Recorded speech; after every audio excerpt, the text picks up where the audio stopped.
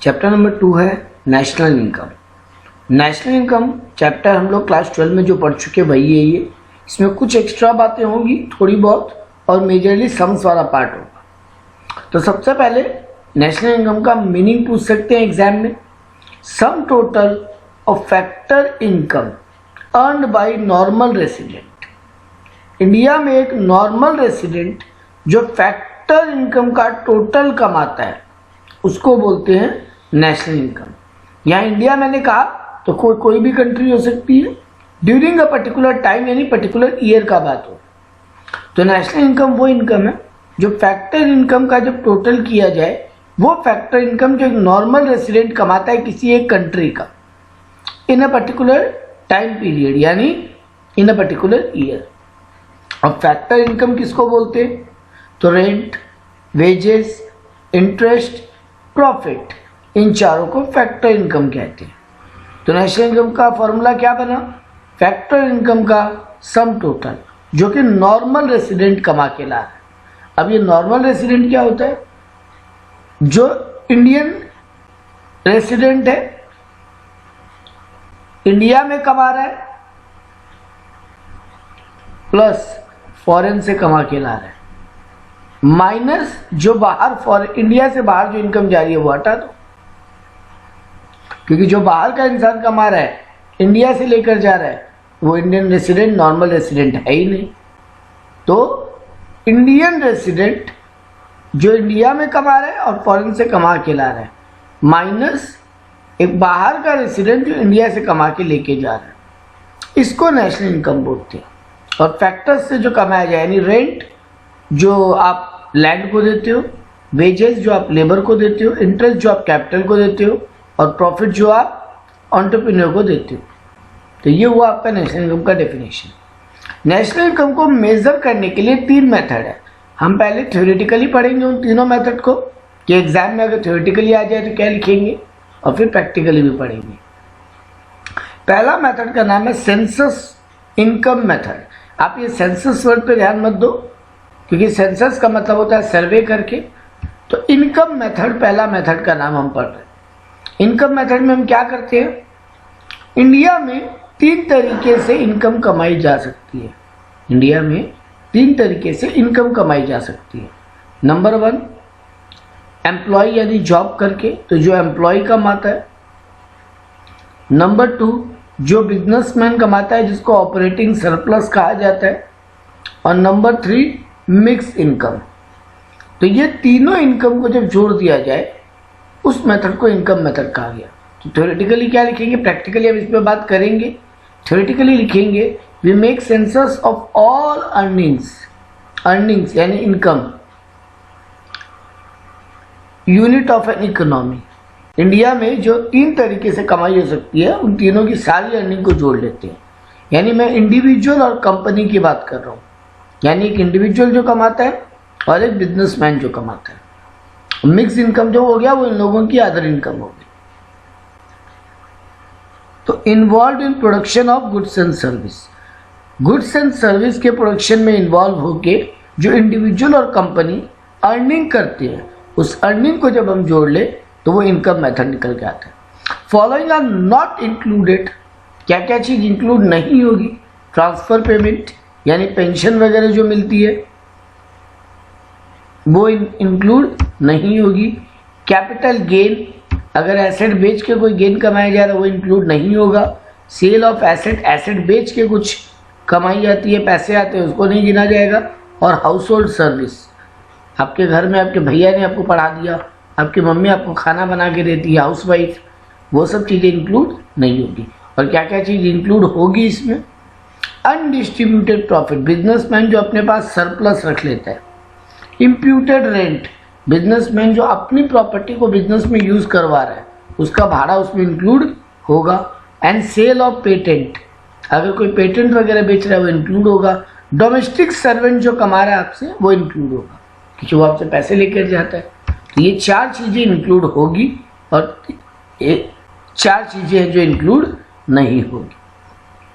तो एग्जाम में आपको ये 4 चीजों का नाम लिख के आना है और मीनिंग लिख के आना है, अगर ये थ्योरेटिकली आ जाए तो। सेकेंड मेथड का नाम है प्रोडक्शन मेथड।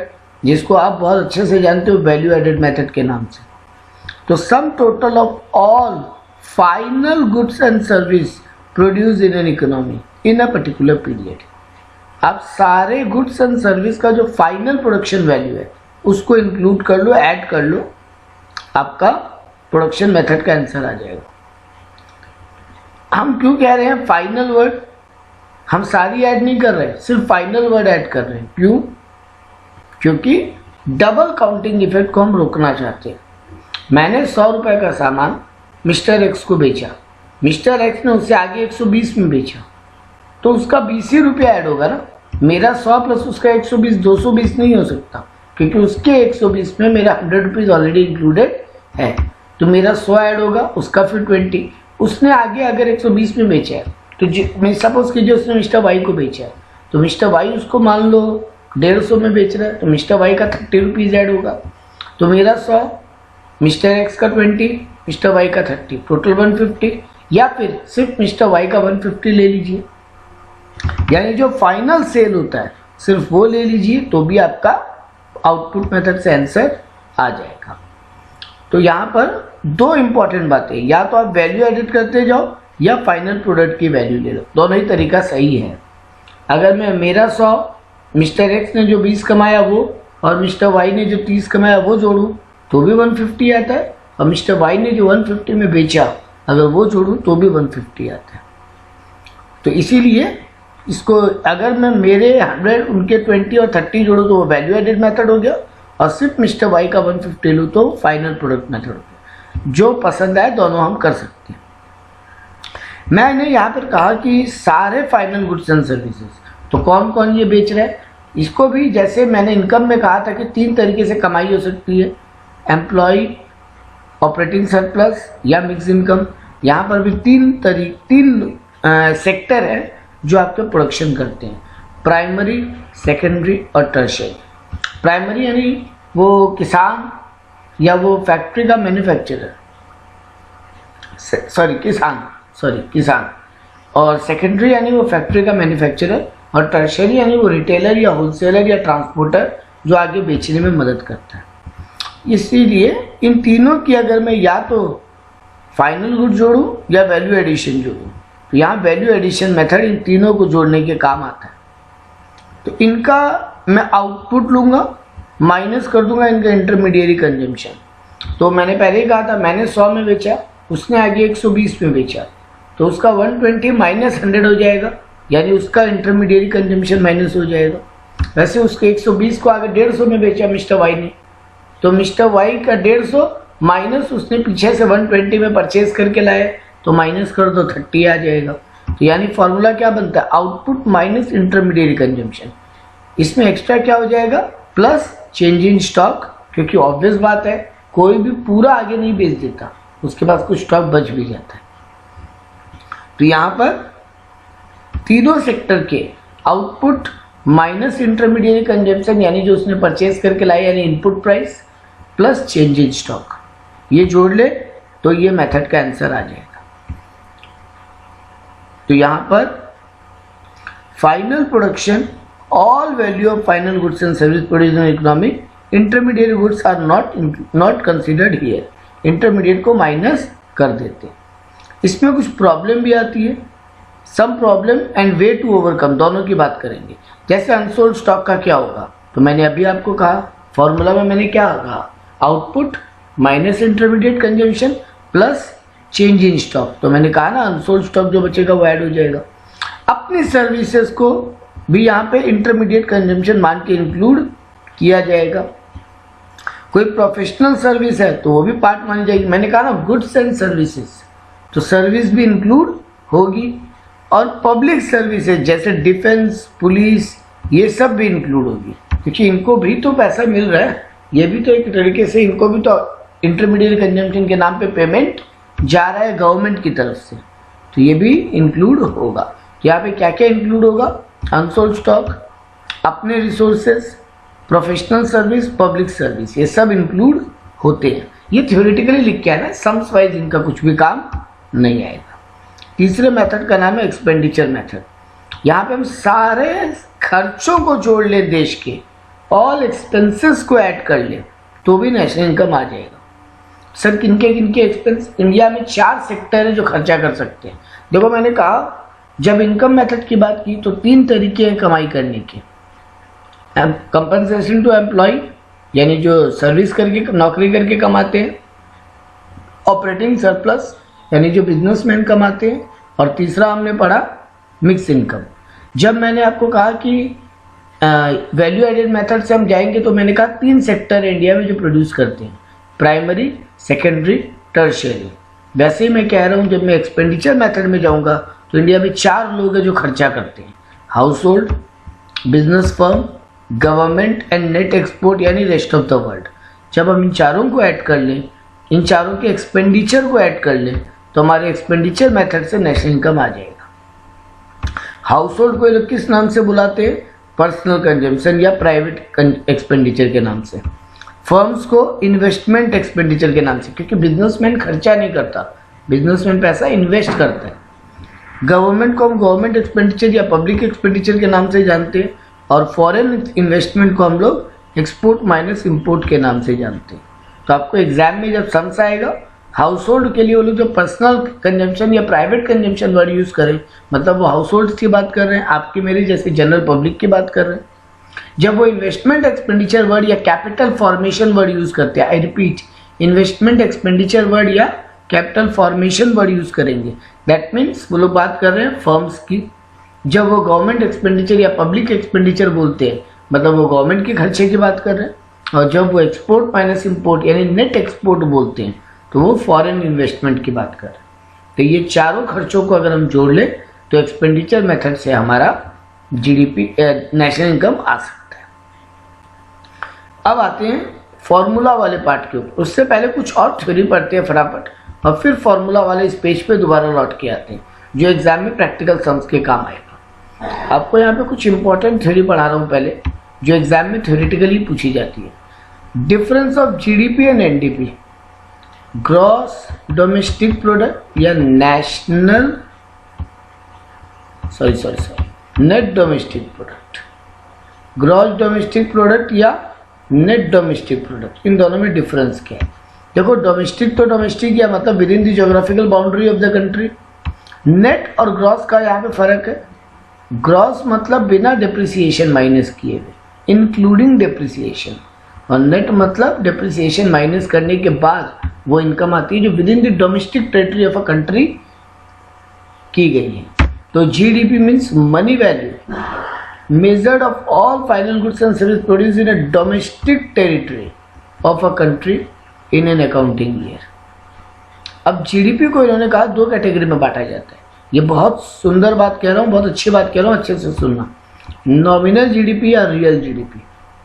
नॉमिनल जीडीपी मतलब हम आज के गुड्स एंड सर्विसेज को, मतलब unit of goods and service जो प्रोड्यूस की गई है, यूनिट प्रोड्यूस्ड, हम उसको मल्टीप्लाई कर रहे हैं आज के करंट ईयर के प्राइस से।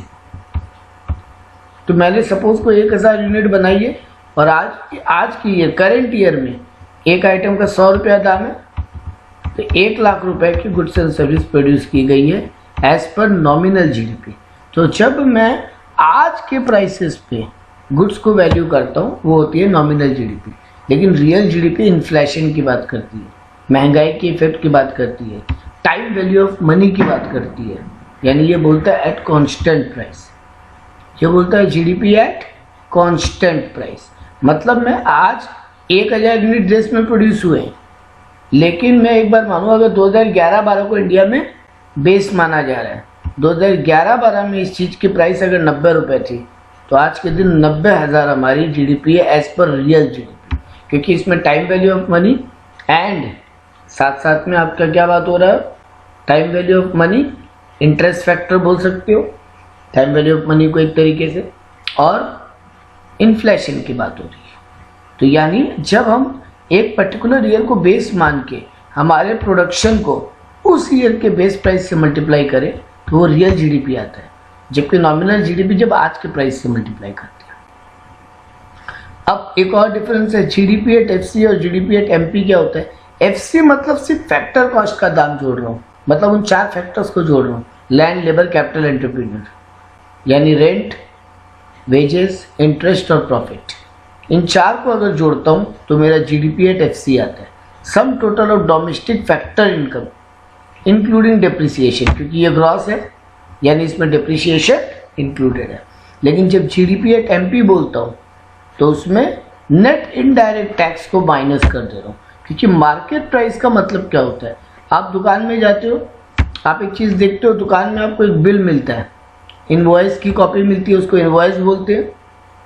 उसमें गुड्स का दाम लिखा रहता है, मैंने 5 शर्ट खरीदे मान लो 1000 रुपये करके, तो 5000 रुपये लिखा रहता है, प्लस उसमें दुकानदार आपसे जीएसटी ऐड करता है ना, तो यानी इनडायरेक्ट टैक्स ऐड करता है। मान लो एक बार के लिए जीएसटी 9% है, तो 5000 का 9% कितना होगा, 450 रुपये, तो 450 रुपये जीएसटी ऐड करेगा और आपको 5450 का बिल बना के देगा। इस प्राइस को आप मार्केट प्राइस बोलते हो।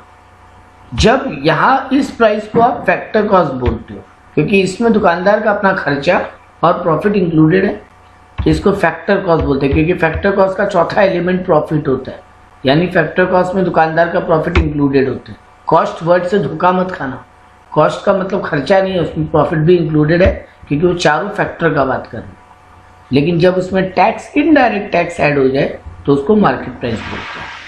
तो सिंपल बात, अगर फैक्टर कॉस्ट दिया हो उसको अगर मार्केट प्राइस में कन्वर्ट करना हो तो ऐड कर लो नेट इनडायरेक्ट टैक्स। मैं नेट क्यों कह रहा हूँ, क्योंकि देखो दुकानदार आपसे इनडायरेक्ट टैक्स लेता है, लेकिन गवर्नमेंट से उसको सब्सिडी भी मिलती है, तो इसीलिए इनडायरेक्ट टैक्स में से, आईडीटी में से जब सब्सिडी माइनस कर दी जाए तो उसको नेट कहा जाता है। तो नेट इनडायरेक्ट टैक्स, जब भी अगर आपको जीडीपी एट एफसी या कोई भी फिगर एट एफसी दिया हुआ है तो उसका मतलब है उसमें अभी टैक्स का इफेक्ट ले लिया गया, इनडायरेक्ट टैक्स का इफेक्ट नहीं लिया गया। बट जीडीपी एट एमपी मतलब उसमें इनडायरेक्ट टैक्स को माइनस कर दिया गया। तो यहाँ पे जीडीपी का डेफिनेशन क्या लिखोगे, जीडीपी एट एमपी का sum total of domestic factor income including depreciation excluding या डिडक्टिंग एनआईडीटी, नेट इनडायरेक्ट टैक्स। तो इसीलिए देखो एनडीपी का फॉर्मूला क्या बन गया, जीडीपी माइनस डेप्रिसिएशन। तो यहाँ और रियल जीएनपी किसको बोलेंगे, जीएनपी वर्ड आ गया। देखो ग्रॉस तो है, लेकिन डोमेस्टिक की जगह क्या वर्ड आ गया, नेशनल। यानी अब आपके देश का कोई आदमी जो बाहर से कमा के ला रहा है वो ऐड करो, तो फैक्टर इनकम फ्रॉम अब्रॉड अगर कुछ आ रहा है तो ऐड करो, factor income from abroad FIFA add कर लो। और आपके देश से भी तो कोई कमा के बाहर लेके गया होगा पैसे, तो factor income to abroad FITA, FIFA add कर लो, फीटा माइनस कर दो, तो आपका आ जाएगा। जब डोमेस्टिक को नेशनल बनाना हो तो factor income from abroad add कर लो and factor income to abroad minus कर दो, यानी नेट फैक्टर इनकम ऐड कर लो। डोमेस्टिक में जब हम नेट फैक्टर इनकम ऐड कर ले हमारा नेशनल बन जाता है। तो देखो मैंने इसीलिए फॉर्मूला लिखा क्या, जीडीपी एट एफसी में एनएफआई, सॉरी जीडीपी में एनएफआई ऐड कर लो तो आपका जीएनपी बन जाएगा। इसको रियल जीएनपी कह रहे हैं। Real GNP means goods produced in domestic territory plus factor income from abroad minus factor income to abroad. और ग्रॉस नेशनल इनकम किसको बोलते हैं, जब इन चारों को जब हम जोड़ते हैं, ग्रॉस नेशनल इनकम किसको बोलते हैं, जब चारों फैक्टर को जोड़ लें। और नेट नेशनल इनकम किसको बोलेंगे, चारों फैक्टर को जोड़ के। अगर मैं आपको नेट नेशनल इनकम पूछता, ये ग्रॉस नेशनल इनकम बता रहे हैं लोग, क्या है, चारों फैक्टर को जोड़ लो। अगर मैं आपको नेट नेशनल इनकम पूछता तो इन चारों फैक्टर को जोड़ते प्लस उसमें एनएफआई कर देते, net factor income from abroad, तो आपका एनएनआई आ जाता, net national income.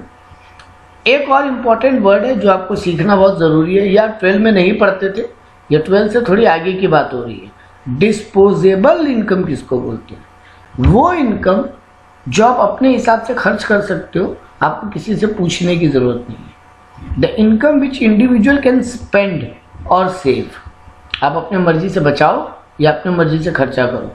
After payment of personal tax, तो आपने जो भी कमाया, आपने जो भी अर्निंग की, उसमें से आप जो गवर्नमेंट को इनकम टैक्स देते हो, यहाँ पे इनकम टैक्स की बात हो रही है, इनडायरेक्ट टैक्स की नहीं। तो बिजनेसमैन कॉर्पोरेट टैक्स देता है, उसको इनकम टैक्स बोलते हैं। और इंडिविजुअल आदमी पर्सनल टैक्स देता है, उसको इनकम टैक्स बोला जाता है। तो आपने जो भी कमाया, आपका जो भी इनकम है, उसमें से जब आप पर्सनल टैक्स को या कॉर्पोरेट टैक्स को माइनस कर दो, तो अब जो आपका इनकम बचा वो डिस्पोजेबल इनकम कहलाता है। मतलब ये वो रुपया है जो आप खर्चा कर सकते हो, आपको किसी से पूछने की जरूरत नहीं है। देखो आपने कमाया 1 लाख रुपया, लेकिन आप पूरा 1 लाख रुपया खर्च नहीं कर सकते, सेव नहीं कर सकते, क्योंकि आपको गवर्नमेंट को इनकम टैक्स देना पड़ेगा। तो जब आप इनकम टैक्स देने के बाद जो पैसा बचे उसको डिस्पोजेबल इनकम कहा जाता है। एक वर्ड हम आगे पढ़ेंगे और अभी हम इसका चार्ट भी पढ़ेंगे, सर्कुलर फ्लो ऑफ इनकम। तो इंडिया में 4 सेक्टर हैं, जो अभी हमने जो एक्सपेंडिचर मेथड में पढ़ा तो ये वही नाम है, एक्सपेंडिचर मेथड में जो पढ़ा तो ये वही नाम है। 4 सेक्टर जो एक दूसरे से लेन देन करते हैं, 4 सेक्टर जो एक दूसरे से लेन देन करते हैं, उसको कहा जाता है circular flow of income. 4 sector क्या है? Household, firm, government, rest of the world. इन चारों सेक्टर का जो एक दूसरे से लेन देन है, जो एक दूसरे को दे भी रहे हैं और ले भी रहे हैं, उस इनकम को या उस पार्ट को कहा जाता है सर्कुलर फ्लो ऑफ इनकम। तो मैंने ये पहले ही कहा, हमारे यहाँ 4 सेक्टर है इंडियन इकोनॉमी। इसका बात डिटेल में करेंगे, हमारा लास्ट क्वेश्चन होगा आज की क्लास का। इसके पहले कुछ और छोटे छोटे थ्योरेटिकल क्वेश्चन पूछते हैं जो एग्जाम में पूछा जाता है। Problems in national income accounting. जब नेशनल इनकम का कैलकुलेशन होता है तो प्रॉब्लम्स क्या आती है? सबसे बड़ी प्रॉब्लम है नॉन मार्केटेबल ट्रांजेक्शन का कंसिडरेशन नहीं होता नेशनल इनकम में। सर ये नॉन मार्केटेबल क्या है? मैं आपको सिंपल बात बोलूं, अनस्ट्रक्चर्ड जो आपका इकोनॉमी है, जैसे आपके रास्ते में बैठ के बेचने वाला पुचका वाला, या रास्ते पे बेचने वाला मुड़ी वाला, रास्ते पे बैठ के कोई खिलौने बेच रहे हैं, रास्ते पे लोग चाय की दुकानें लगाकर चाय बेच रहे हैं, वो जो इनकम है वो कंसीडर नहीं होती। तो नेशनल इनकम अकाउंटिंग में होती है तो बहुत हाइपोथेटिकल होती है, एज्यूम्ड फिगर होते हैं, थोड़े एग्जैक्ट फिगर नहीं मिलते, अप्रॉक्स फिगर होते हैं, तो वो थोड़ा कैलकुलेशन में दिक्कत होता है। इलीगल एक्टिविटीज कोई बताता नहीं है, मैंने चोरी छुपे कोई सामान बेचा या चोरी छुपे कोई सर्विस बेची और गवर्नमेंट को बताया ही नहीं मेरा वो इनकम हुआ है, उस इनकम को कैलकुलेशन में नहीं ले पाते हैं, इसीलिए भी प्रॉपर नेशनल इनकम कैलकुलेट नहीं होती है। Imputed income are not considered. मैं जो खुद की बिजनेस में खुद नौकरी कर रहा हूँ या काम में टाइम दे रहा हूँ, तो मैं बाहर कहीं नौकरी करता तो कमा लेता अपॉर्चुनिटी कॉस्ट, लेकिन मैं नहीं कमा रहा हूँ, मैं अपने बिजनेस में टाइम दे रहा हूँ, उस इनकम को यहाँ पे कंसिडर नहीं किया जा रहा। Inventories are not considered. Inventories को ज़्यादा वैल्यू नहीं दी जाती। लैक ऑफ रिलायबल डेटा, जो गवर्नमेंट को एग्जैक्ट प्रॉपर एनआई का डेटा नहीं मिलता एनआई कैलकुलेट करने के लिए, तो गवर्नमेंट को कभी भी रिलायबल इंफॉर्मेशन नहीं मिल रही। ब्लैक मनी जो हम रखते हैं अपने पास, जिसको हम टैक्स बचाने के लिए गवर्नमेंट से छुपा लेते हैं, नॉट डिस्क्लोज, जो ब्लैक मनी जो डिस्क्लोज नहीं करते, जो मनी डिस्क्लोज न करे वो ब्लैक मनी है। जो मनी हम डिस्क्लोज नहीं करते, हमारी कोई भी अर्निंग जो हम डिस्क्लोज नहीं करते वो ब्लैक मनी है। तो ये सब चीज़ें प्रॉपर वे में कैलकुलेट नहीं हो पाती, इसलिए नेशनल इनकम का अकाउंटिंग सही ढंग से नहीं हो पाता। एक और क्वेश्चन पूछते हैं एग्जाम में, national income as indicator of welfare. क्या देश की नेशनल इनकम बढ़ने को हम बोलें कि हमारे देश की वेलफेयर बढ़ रही है या देश में सबका भला हो रहा है, डेवलपमेंट हो रहा है? सर एग्जैक्टली नहीं बोल सकते, both are not same thing. देश का इनकम बढ़ना मतलब देश का तरक्की हो रहा है इकोनॉमिकली, लेकिन ये नहीं कह सकते कि देश में सबका भला भी हो रहा है, क्योंकि आराम करने का जो टाइम होता है या पैसे कमाकर जो आदमी थोड़ा खर्च करके मौज मस्ती करता है, घूमता फिरता है, आराम करता है, वो कभी भी नेशनल इनकम में कैलकुलेट नहीं किया जाता या उसको इग्नोर किया जाता उस पार्ट को। और एक आदमी का वेलबींग होने के लिए उसका आराम करना, घूमना फिरना, मौज मस्ती करना वो भी जरूरी है, तो वो नेशनल इनकम में कैलकुलेट नहीं होता। नॉन मार्केटेबल इकोनॉमीज को नहीं लेते, मैंने कहा ना, मम्मी लोग जो घर में काम कर रही है, हाउस होल्ड एक्टिविटीज, उनको कंसीडर नहीं किया जाता है। Uneven distribution of GDP. GDP India में मान लो 2 ही आदमी है, एक नीरज जैन, एक मुकेश अंबानी। मुकेश अंबानी ने 50 लाख रुपए कमाए, नीरज जैन ने 20,000 रुपये कमाए। अब मैं अगर कहूँ तो देश का इनकम तो 50 लाख 20,000 रुपया हुआ, बहुत इनकम हुआ, लेकिन देखा जाए तो बहुत अनइवन डिस्ट्रीब्यूशन हुआ। कुछ लोग बहुत कमा रहे हैं, कुछ लोग बहुत कम कमा रहे हैं। इसके कारण भी जीडीपी को या नेशनल इनकम को बढ़ने को हम वेलफेयर नहीं बोल सकते, सबका भला तो नहीं हुआ। इन्फ्लेशन को जीडीपी कैलकुलेट करते समय या नेशनल इनकम कैलकुलेट करते समय ध्यान नहीं दिया जाता। एनवायरनमेंट के पॉल्यूशंस को ध्यान नहीं दिया जाता, उसके नुकसान को कोई कंसिडर नहीं करता नेशनल इनकम कैलकुलेट करते समय।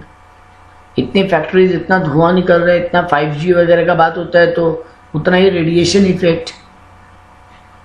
चिड़िया नाम की पक्षी हुआ करती थी हमारे बचपन में, अब दिखती भी नहीं है। तो एनवायरनमेंट पे जो नेगेटिव इम्पैक्ट हो रहा है वो है नहीं कैलकुलेट करते समय कोई बात ही नहीं करता। रिग्रेटेबल कॉस्ट जैसे आर्मी एक्सपेंस, पुलिस पे खर्चा, जजेस पे खर्चा, इनका कमाई, इनसे कमा कुछ नहीं रहे, इनसे देश का कुछ भला नहीं हो रहा है। आप ये मत कहना कि ये लोग देश का भला नहीं करते, वो अलग बात होगी कि इनसे देश का सेफ्टी हो रहा है, लॉ मेंटेन हो रहा है, लेकिन वेलफेयर या वेलबींग की कैलकुलेशन में ये नहीं आ सकते। ओवरऑल जो हम लोगों की वेलबींग है वो एग्जैक्टली नेशनल इनकम से पता नहीं चलती। तो ये सब फैक्टर हमको प्रॉपर आंसर नहीं करते। हमको नेशनल इनकम बढ़ने का मतलब हम वेलफेयर नहीं बोल सकते। मनी नेशनल इनकम और रियल नेशनल इनकम किसको बोलते हैं? ये वही है जो मैंने ऊपर आपको नॉमिनल जीडीपी और रियल जीडीपी पढ़ाया था, मोटा मोटी वही है। जीडीपी एट करंट प्राइस को ही मनी नेशनल इनकम बोलते हैं। तो money received by adding value of goods and service at current market price, इसी को बोलते हैं मनी नेशनल इनकम। जबकि रियल इनकम किसको बोलते हैं? जीडीपी एट कांस्टेंट प्राइस को। Money value of goods and service at price level of a base year, किसी एक पर्टिकुलर ईयर को बेस ईयर मान के हम देख रहे हैं कि महंगाई बढ़ने के हिसाब से हमारी इनकम बढ़ी है कि नहीं। तो मनी रियल इनकम कैसे निकलता है? Money income divided by price level, money income divided by price level. देखो हम यहाँ पर भी वही फॉर्मूला लिखा था हमने, एक मिनट। अच्छा, फॉर्मूले की बात तो अभी हमने की नहीं है, ठीक है, कोई बात नहीं। तो यहां पर आप समझ सकते हो, money income by price level कर दो, आपका रियल इनकम आ जाएगा। कुछ इंपॉर्टेंट टर्म्स है। अब एग्जाम में प्रैक्टिकल्स की बात करने जा रहा हूं मैं आज आपको प्रैक्टिकल टर्म्स और फॉर्मूला सिखाऊंगा और नेक्स्ट वीडियो में इस पे हम सम्स की बात करेंगे। तो 2 वीडियो में हम पूरा एनआई खत्म कर लेंगे। देखो कुछ एक टर्म्स है, GDP at FC, GDP at MP, NDP at FC, NDP at MP. तो डोमेस्टिक की बात हो रही है, देखो डी डी डी डी, यानी GDP at FC, GDP at MP. तो जीडीपी एट एफसी मतलब सारे फैक्टर कॉस्ट खाली डोमेस्टिक टेरिटरी में जो कमाई गए। जीडीपी एट एमपी मतलब सारे factor cost plus indirect tax, net indirect tax. NDP at FC मतलब जो इंडिया में कमाई हुआ प्लस, नहीं प्लस नहीं क्योंकि डोमेस्टिक है, नेट बोला है ना, मतलब माइनस डिप्रिसिएशन। बाकी वही जीडीपी एट एफसी वाली बात, लेकिन minus depreciation. NDP at MP वही जीडीपी एट एमपी है, उसमें से डिप्री माइनस कर दो तो नेट आ जाएगा। तो ये जीडीपी होता क्या है, ये एनडीपी होता क्या है? Money value of goods and service, final goods and service produce in a domestic territory of a country in a particular year. तो एक कंट्री में एक पर्टिकुलर ईयर में जब डोमेस्टिक टेरिटरी में जो कमाई, अब जब आप एफसी बोलो मतलब सिर्फ फैक्टर कॉस्ट को ले लो, और एमपी बोलो तब नेट इनडायरेक्ट टैक्स को माइनस कर दो, सॉरी ऐड कर दो। वैसे ही जब आप नेट बोलो तो डिप्रिसिएशन माइनस रहेगा, जब ग्रॉस बोलो तो उसमें डिप्रिसिएशन इंक्लूडेड रहेगा, लेकिन हो रहा आपके डोमेस्टिक टेरिटरी में ही। वैसे ही जब जीएनपी, एनएनपी, जीएनपी, एनएनपी की बात करो तो जब नेशनल वर्ड आ जा रहा है दैट मीन्स आपका डेफिनेशन डिट्टो ही होगा। Money value of final goods and service produce नहीं, मनी रिसीव्ड, सॉरी यहाँ पे डेफिनेशन आ जाएगा मनी रिसीव्ड या money value of final goods and services by normal resident. मैंने वहां डोमेस्टिक टेरिटरी वर्ड यूज किया, यहाँ नॉर्मल रेसिडेंट वर्ड यूज करूंगा। बाकी सब कुछ सेम, नॉर्मल रेसिडेंट इसलिए क्योंकि आपके देश के आदमी बाहर से भी कमा के ला रहे हैं, वो ऐड हो जाएगा, माइनस जो बाहर के लोग आपके देश से कमा के ले जा रहे हैं क्योंकि वो आपके नॉर्मल रेसिडेंट नहीं है, एनआरआई है, नॉन रेसिडेंट है। तो सीधी बात, बाकी सब कुछ वो यहाँ पर भी सेम है। एमपीओ यानी इसमें, सॉरी जब एफसीओ मतलब इसमें सिर्फ फैक्टर इनकम है, जब एमपी हो मतलब इसमें इनडायरेक्ट टैक्स इंक्लूड है, ग्रॉस हो मतलब इसमें डेप्री माइनस नहीं है, नेट हो मतलब इसमें डेप्री माइनस किया हुआ है। तो ये टर्मिनोलॉजी सीखी हमने। आज की आखिरी चीज सीखने जा रहे हैं, सारे फॉर्मूलाज और लॉजिक्स कैसे एग्जाम में सम सॉल्व होगा। नेक्स्ट क्लास में मैं सम्स करूंगा। मैं आप सबसे रिक्वेस्ट करूंगा कि प्लीज इस वीडियो को अच्छे से गो थ्रू कर लें, ये फॉर्मूला वाले पार्ट को, और फिर ही सम्स वाले वीडियो में जाए। तो देखो, मैंने कहा नेशनल इनकम कैलकुलेट करने के लिए 3 मेथड थे, value added method, income method, expenditure method. Value added method मैंने पहले ही कहा था 3 सेक्टर है, primary sector, secondary sector, tertiary sector. तो तीनों सेक्टर का आउटपुट माइनस इंटरमीडिएरी कंजम्पशन, मतलब आउटपुट माइनस इनपुट। मैंने 100 रुपए में ये रॉ मटेरियल लेकर आया हूँ, इसको मैन्युफैक्चर करके 120 में आगे बेच रहा हूँ, तो 120 मेरा आउटपुट है और मैं 100 में खरीद के लाया हूँ, तो वो मेरा इंटरमीडिएरी कंजम्पशन है। मैंने जो भी सैलरी वैलरी दी, मैंने जो भी लेबर को वेजेस दिया, वो सब इंटरमीडिएरी कंजम्पशन है। तो मेरा रॉ मटेरियल का प्राइस, मेरा वेजेस, मेरा मशीन का इलेक्ट्रिक बिल, जो भी मैं प्रोडक्शन करने में खर्चा कर रहा हूँ, वो सब इंटरमीडिएरी कंजम्पशन। मेरे अकाउंटेंट की सैलरी सब इंटरमीडिएरी कंजम्पशन। तो आउटपुट माइनस इंटरमीडिएरी कंजम्पशन। उस सेकेंडरी सेक्टर में भी फिर वही करो, आउटपुट माइनस इंटरमीडिएरी कंजम्पशन, और टर्शियरी सेक्टर में भी वही आउटपुट माइनस इंटरमीडिएरी कंजम्पशन। और फिर तीनों सेक्टर का ऐड कर लो change in stock. Change in stock माने ओपनिंग माइनस क्लोजिंग। प्लीज याद रखना, चेंज इन स्टॉक माने opening minus closing. Closing minus opening मत करके आना, उल्टा करोगे आंसर गलत हो जाएगा। ओपनिंग माइनस क्लोजिंग है। तो सिंपल बात, हम तीनों सेक्टर के output minus intermediate consumption plus change in stock को ऐड कर लें। आई रिपीट, तीनों सेक्टर के आउटपुट माइनस इंटरमीडिएट कंजम्पशन यानी इनपुट को करें, प्लस चेंज इन स्टॉक को ऐड कर ले, हमारा ग्रॉस वैल्यू एडेड से आंसर आ जाएगा। सर आंसर क्या आएगा? आएगा GDP at MP, gross domestic product at market price. Sir आप इसको जीडीपी एट एमपी क्यों बोल रहे हैं? देखो बेटा, पहला बात तो इन चारों में कहीं भी हम फॉरेन इनकम का बात नहीं किया, तो ये डोमेस्टिक है।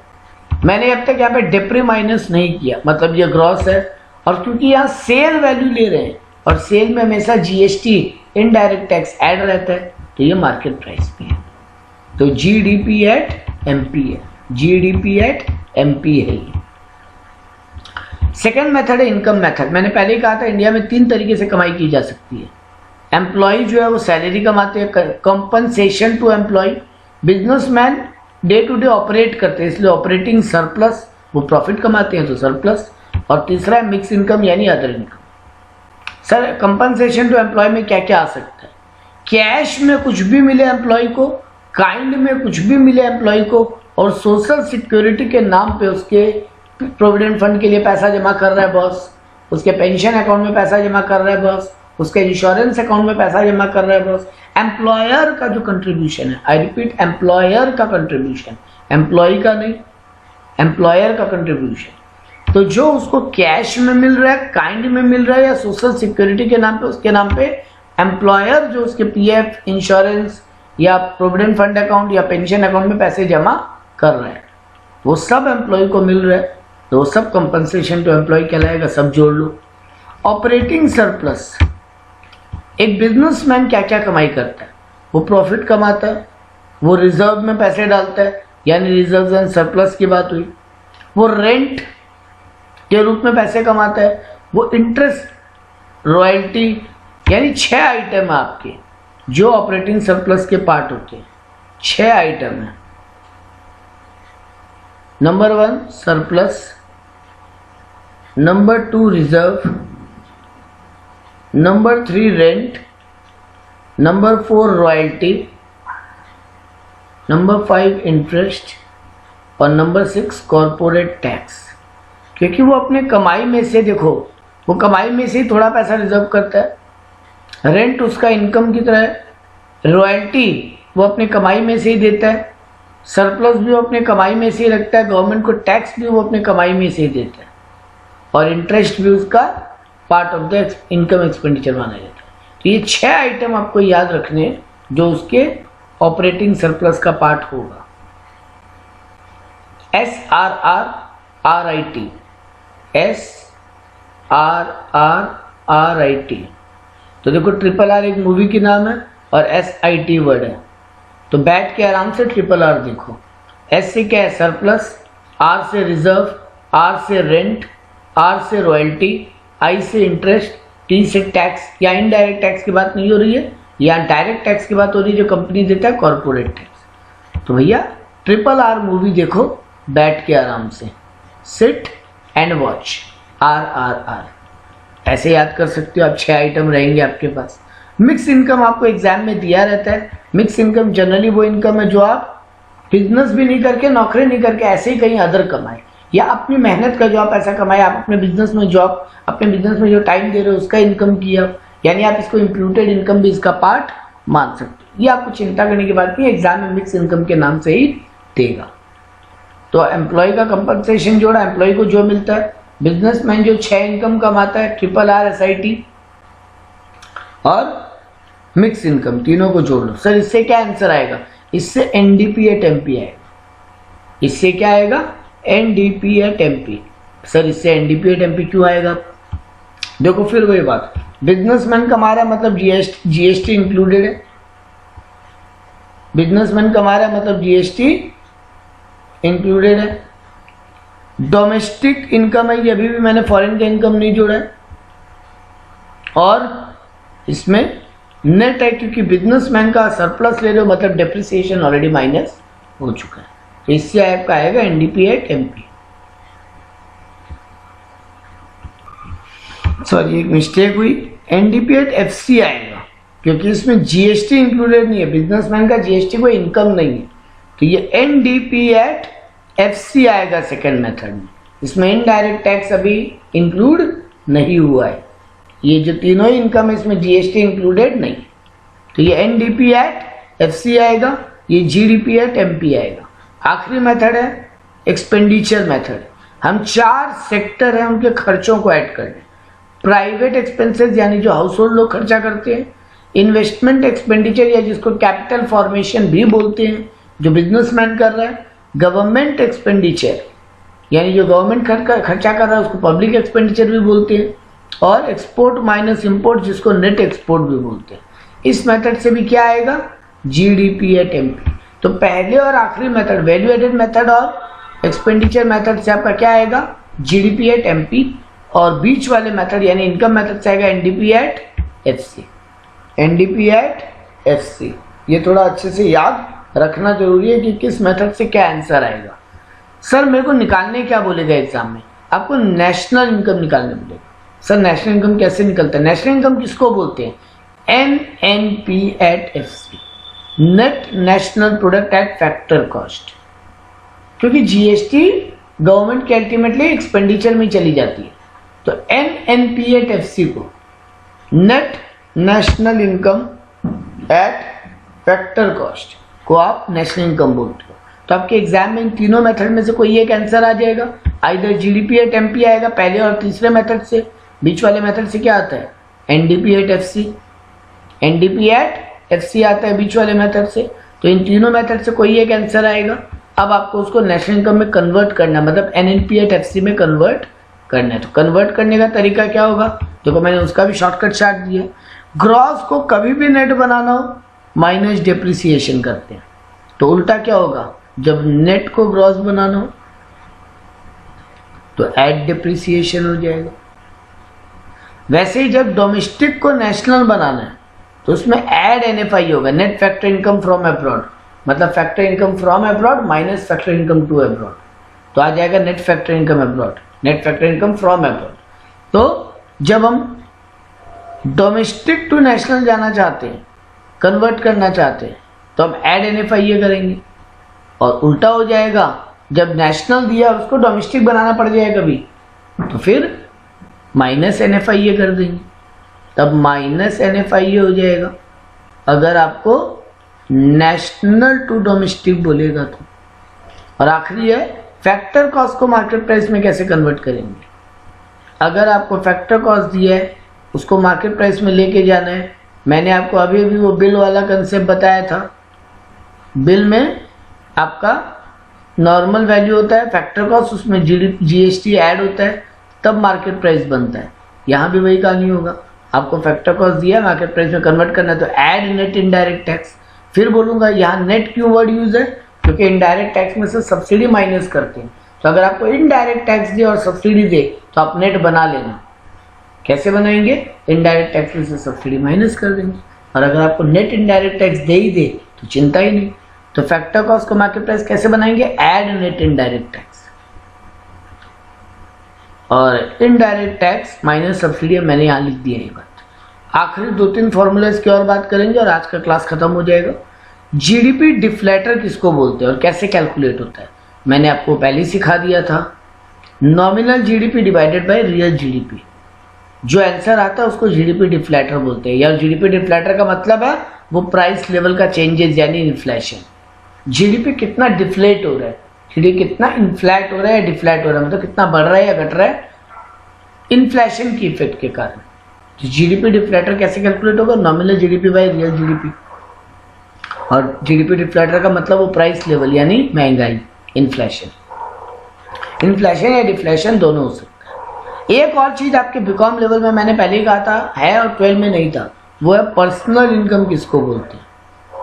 तो नेशनल इनकम जब आप निकाल लोगे उसमें से बिजनेसमैन जो टैक्स देता है वो माइनस कर दो, बिजनेसमैन जो कॉर्पोरेट प्रॉफिट अपने पास रखता है वो माइनस कर दो, नेट इंटरेस्ट जो पेमेंट होता है वो माइनस कर दो, पीएफ कंट्रीब्यूशन में जो पैसा जमा हो गया है वो माइनस कर दो। मतलब आपको नेशनल इनकम हुआ, उसमें से जो जो बिजनेसमैन रख ले रहा है वो माइनस कर दो। बिजनेस का कॉर्पोरेट टैक्स, बिजनेस का corporate profit, net interest payment और पीएफ का कंट्रीब्यूशन भी आपकी जेब में नहीं आता, वो गवर्नमेंट की जेब में चला जाता, तो वो भी माइनस कर दो। प्लस कर लो जो आपको गवर्नमेंट से फायदा मिल रहा है, एज ए इंडियन सिटीजन आपको गवर्नमेंट से कई लोगों को पेंशन मिल रही है वो ऐड कर लो, आपका जो पर्सनल इंटरेस्ट आप कहीं से कमा के ला रहे हो वो ऐड कर लो, आप कोई डिविडेंड कमा के ला रहे हो वो ऐड कर लो।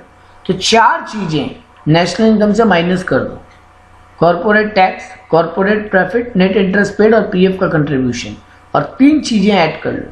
गवर्नमेंट जो आपको ट्रांसफर पेमेंट दे रही है, पर्सनल जो आप इंटरेस्ट कमा रहे हो, जो डिविडेंड कमा रहे हो, तो आपका पर्सनल इनकम आ जाएगा। अब पर्सनल डिस्पोजेबल इनकम कैसे निकलेगा, तो भैया ये पर्सनल इनकम आया, उसमें से जो आप पर्सनल टैक्स दे रहे हो वो माइनस कर दो, बैलेंस रुपया आपका, आप जैसे मर्जी है खर्चा करो, जैसे मर्जी है सेव करो। तो पर्सनल डिस्पोजेबल इनकम मतलब कितना खर्चा या सेव हम अपने हिसाब से कर सकते हैं। तो गवर्नमेंट को टैक्स देने के बाद जो मेरी जेब में पैसा बचता है वो अपनी मर्जी से हम डिस्पोज कर सकते हैं। आखिरी फॉर्मूला आज के लिए, पर कैपिटा इनकम किसको बोलते हैं, तो देश का total national income divided by total population. Per capita income का मतलब क्या होता है, एवरेज पर पर्सन इनकम कितनी हो रही है आपके कंट्री में, एवरेज पर पर्सन इनकम कितनी हो रही है आपकी कंट्री में। इसलिए मैंने कहा था ये वेलफेयर का फैक्टर नहीं है, क्योंकि इंडिया में पॉपुलेशन 150 करोड़ है, लेकिन कुछ लोग हैं जो बहुत कमा रहे हैं और कुछ लोग हैं जो बिल्कुल नहीं या बहुत कम कमा रहे हैं, बट सबको जोड़ के जब हम एवरेज निकालते हैं हमको लगता है देश का इनकम तो बढ़ ही रहा है, बट अल्टीमेटली सिर्फ अमीरों का इनकम बढ़ रहा है और गरीबों का इनकम अगर नहीं बढ़ रहा है तो वो वेलफेयर तो नहीं है। इसीलिए मैंने ये पर कैपिटा इनकम वाली बात वहाँ उठाई थी, जिसका फॉर्मूला है total national income by total population. तो हमने सारे फॉर्मूला और नोट्स डिस्कस कर लिए हैं इस चैप्टर के। नेक्स्ट क्लास में हम इसके न्यूमेरिकल्स करेंगे। तो मेरा आपसे रिक्वेस्ट है कि प्लीज़ पहले सारे फॉर्मूलाज को अच्छे से दोबारा सुन लीजिए ताकि आपको कैलकुलेशंस वाले समझ में आए।